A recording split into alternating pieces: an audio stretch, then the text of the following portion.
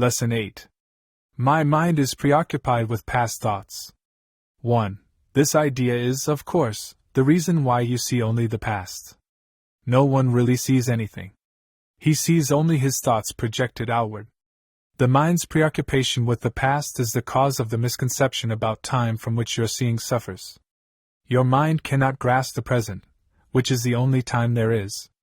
It therefore cannot understand time, and cannot, in fact, understand anything. 2. The one wholly true thought one can hold about the past is that it is not here. To think about it at all is therefore to think about illusions. Very few have realized what is actually entailed in picturing the past or in anticipating the future. The mind is actually blank when it does this, because it is not really thinking about anything. 3.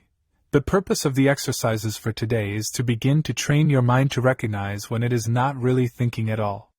While thoughtless ideas preoccupy your mind, the truth is blocked. Recognizing that your mind has been merely blank, rather than believing that it is filled with real ideas, is the first step to opening the way to vision. 4. The exercises for today should be done with eyes closed.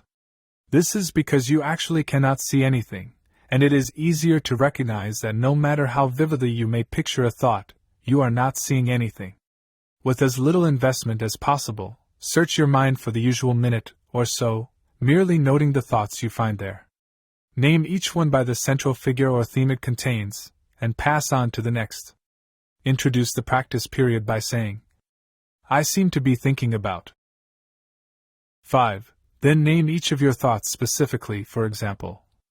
I seem to be thinking about, name of a person, about, name of an object, about, name of an emotion, and so on, concluding at the end of the mind-searching period with, but my mind is preoccupied with past thoughts. 6. This can be done 4 or 5 times during the day, unless you find it irritates you.